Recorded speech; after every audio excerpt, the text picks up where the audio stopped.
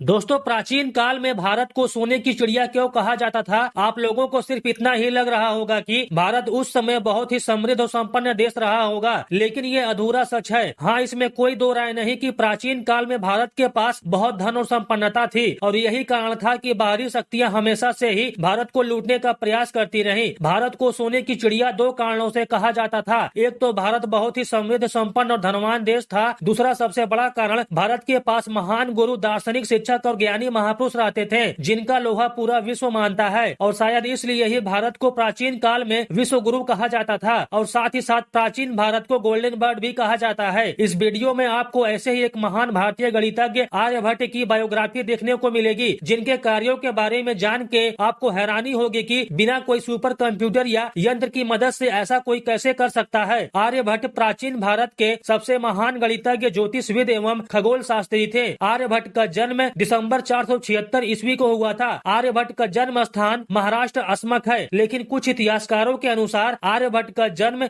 बिहार के पटना में माना जाता है। आर्यभट्ट का कार्य स्थल नालंदा विश्वविद्यालय था। आर्यभट्ट के द्वारा की गई खोज आज के मॉडर्न युग के साइंटिस्टों के लिए भी प्रेरणा का स्रोत है। पूरे विश्व में कापरनिकस से लगभग 1000 साल पहले ही आर्यभट्ट ने यह खोज कर ली थी कि पृथ्वी गोल है और वह सूर्य के चारों ओर चक्कर लगाती है। आर्यभट्ट ने कई ग्रंथों की रचना की, लेकिन वर्तमान में उनकी 4 पुस्तकें ही मौजूद हैं, जिनके नाम है आर्यभट्टीय, 10 गीतिका, तंत्र और आर्यभट्ट सिद्धांत। आर्यभट्ट ग्रंथ पूरा नहीं है। इस किताब के सिर्फ 34 श्लोक ही उपलब्ध हैं। इनकी बहुत सी रचनाएं विलुप्त हो चुकी हैं। आर्यभट्ट इनका सबसे प्रमुख और लोकप्रिय ग्रंथ है। एक अन्य भारतीय गणितज्ञ भास्कर ने अपने लेखों में इस ग्रंथ का नाम आर्यभट्टीय बताया है। इनके कार्यों का वर्णन इसी ग्रंथ में मिलता है। इस ग्रंथ में अंक गणित, बीज गणित, त्रिकोणमिति का विस्तृत वर्णन किया गया है। इस ग्रंथ में कुल 121 श्लोक हैं, जिन्हें अलग अलग विषयों के आधार पर 4 भागों में बांटा गया है। पहला है गीतिका पद, जिसमें 13 श्लोक है। आर्यभट्ट ग्रंथ के इस भाग में सूर्य, चंद्रमा समेत पहले 5 ग्रहों, हिंदू काल गणना और त्रिकोणमिति जैसे विषयों की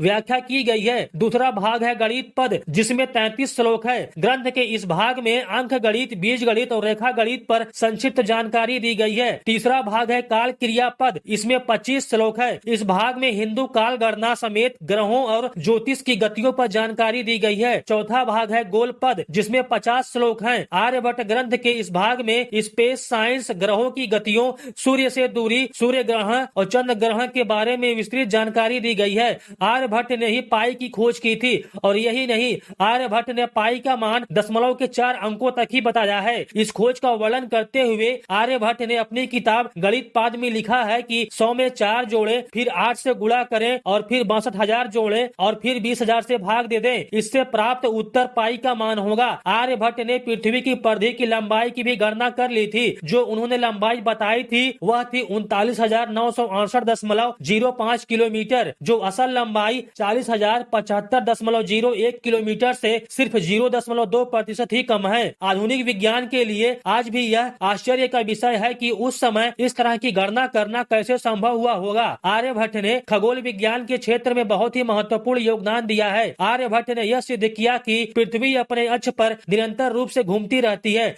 जिसके कारण आकाश में तारों की स्थिति में परिवर्तन होता है। और उन्होंने यह भी बताया कि पृथ्वी अपने अक्ष पर घूमते हुए सूर्य की परिक्रमा करने में 23 आवर्स 56 मिनट और 1 सेकंड का समय लेती है और एक साल में 365 दिन 6 घंटे 12 मिनट और 30 सेकंड होते हैं। यही नहीं, आर्यभट्ट ने पृथ्वी के साथ साथ 5 ग्रहों की सूर्य से दूरी का भी पता लगा लिया था। उन्होंने बताया कि सूर्य से पृथ्वी की दूरी लगभग 15 करोड़ किलोमीटर है, जो कि आज के मान से लगभग मिलती जुलती है, जिसे एक एस्ट्रोनॉमिकल यूनिट भी कहा जाता है। इसी प्रकार उन्होंने बताया कि बुध की सूर्य से दूरी 0.375 एस्ट्रोनॉमिकल यूनिट है, जो वर्तमान मान से लगभग मिलता जुलता है। इसी प्रकार उन्होंने शुक्र, मंगल, गुरु और शनि ग्रहों की दूरी का भी पता लगा लिया था, जो कि आज के मान से बिल्कुल मिलता जुलता ही है। वर्तमान में ये सारे काम एक सुपर कंप्यूटर के द्वारा किया जाता है। वास्तव में दोस्तों, ये कहा जा सकता है कि आर्यभट्ट का दिमाग अद्भुत था, जिन्होंने बिना किसी यंत्र के मदद से इतनी सटीक जानकारी अपनी पुस्तक में लिखी,